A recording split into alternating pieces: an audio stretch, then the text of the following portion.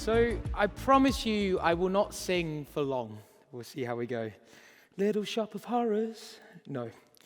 So today I'm talking to you about carnivorous plants. This has been a passion project for about 3 years. I'm super excited to tell you about it. My partner is more excited because I finally have someone else to talk to apart from them about it. So, a little bit about me. Oh, I'll skip that one there. We have me. By day, I work for Grafana, doing all things Loki. I'm in your community. Be nice to me. And then by night, I'm a big gamer, Lego enthusiast, and IoT enthusiast. But there's one hobby I'm missing on this, and that is the carnivorous plants. And this is where I lose people at parties. They normally go running. So, what are carnivorous plants? Hands up, how many people know what a carnivorous plant is? Okay, cool. Way, there we go.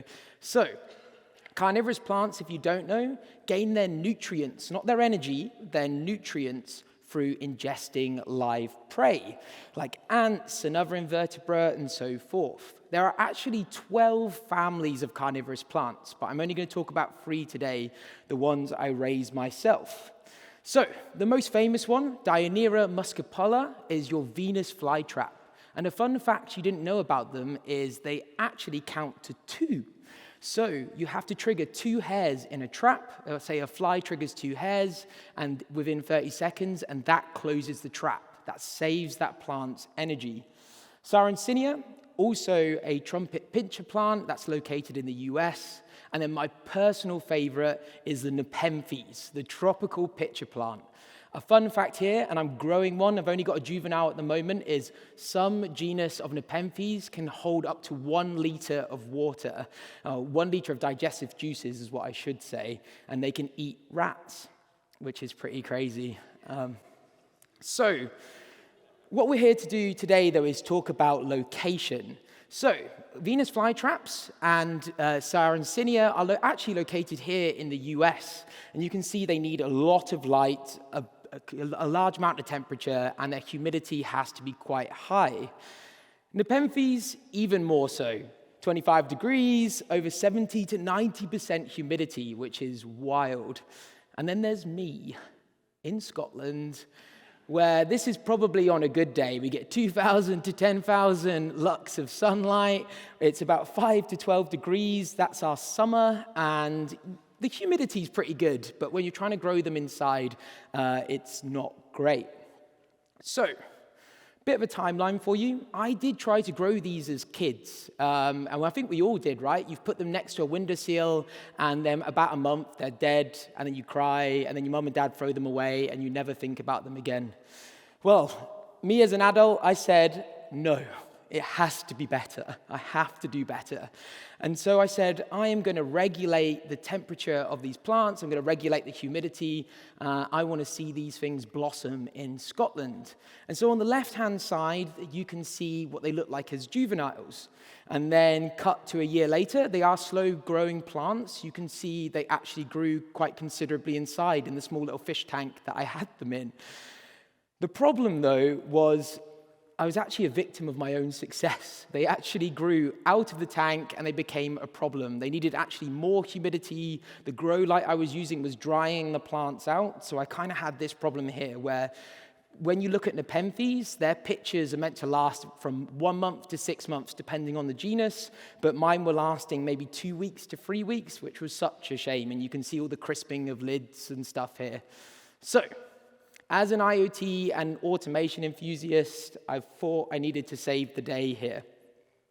And here's my crazy architecture. I have 3 Raspberry Pis running for this now. I have a Raspberry Pi dedicated to sensor reading, so I have using the I2C board here.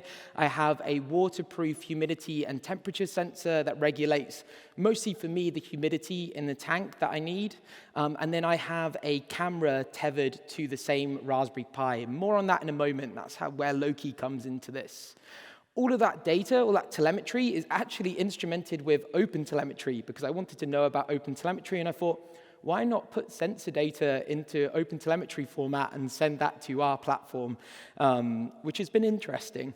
Then I have Alloy sitting there collecting those metrics, batching them, and then I send them to Loki and Prometheus and Grafana all on the same Raspberry Pi. The cool thing for me, though, on Grafana is that I actually have an alert that triggers, and this points to node red. And so if the humidity drops below a certain level, you will trigger the humidifier automatically. So I can keep the humidity at the regulated temperature, which I've set at as 80%. And hopefully, without any further ado, can I swap to the demo? I'm going to try and do this live. Hey, there we go. So this is me VPNing home currently. I don't know what time it is at home at the moment, like probably 3 in the morning, so I'm not going to turn the plant light on because I'll wake up my partner. But you can see the temperature, humidities. The humidity regulation's actually doing quite well. And if I jump back about the last 24 hours, hopefully, you can see, based upon this graph here in Grafana, all of the times I've had peaks and troughs in the humidity. So you can see that as the moment it drops down, I kind of wait a minute based upon Grafana's alerting, and then I trigger the humidifier, and you can see the increase back to 80%. So it keeps it at a regulated humidity. What's interesting is this bit. I went a little bit crazy with LLMs earlier this year, and if I quickly view this panel here. Sorry, that's not very big.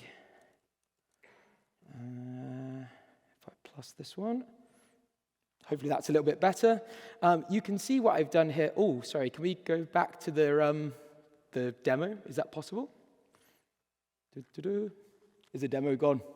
Can we swap back to the, no? Hey, there we go. Okay, sweet. So we have this log here, and essentially in this log is basically what I've done is I take a snapshot of the tank at 9 a.m. and 3 p.m. And basically what I do, 5 p.m. And what I do from there is I then take the picture, send it to ChatGPT's OpenAI, and then I take that and process it and ask it to basically prompt as a plant doctor. And I look for those crispiness in the pictures. I ask it to look for yellowing of leaves. And then I convert it based upon a format back into logs, into the OpenTelemetry format. And what you can see here is it actually amazingly detects the plants automatically. It even detects where they are in the position of the picture, and gives me a warning level. It gives me plant diagnostics over them, so you can see some yellowing of the leaves on the top left one. Maybe that's a bit of stress on that plant. And another cool thing I did here was I did full tank analysis as well. So as well as sending the picture and aggregating the photo, I also send up the Prometheus temperature metrics and the humidity. And then I ask it to have a look at those over the course of 8 hours and process what exactly is going on. So that is the live demo. I can jump back. Oh, sorry, I should show you the picture. Here they are. Ta-da! And thanks to Volvix Labs for their plug-in here. So I could only bring this picture in because of them. So if we swap back to the slides, hopefully. Ta-da. So to wrap up, if I skip through these ones, that was just in case the demo gods were not in my favor. We have beautiful pictures now. These are lasting up to 5 months for me currently. Humidity is staying high, which is fantastic. My takeaways from this were that I actually reduced my water consumption. I was basically using the humidifier on an automated cycle every hour. I don't need to do that anymore. So I went down from using 3 bottles of water a week, which was expensive because it needs to be reverse osmosis water or distilled water, and I reduced it to 1. I needed a new terrarium. Well, I didn't need a new terrarium, but I just wanted to buy a new terrarium. That looks really nice. So this has kept me really happy. It's kept my partner really sad because we wanted to use that money on painting the living room, but here we are.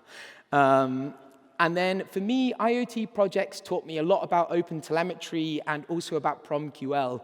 Coming from an influx world, when I joined Grafana, I had to learn PromQL, and this for me was the way I grounded my experience in understanding a new query language.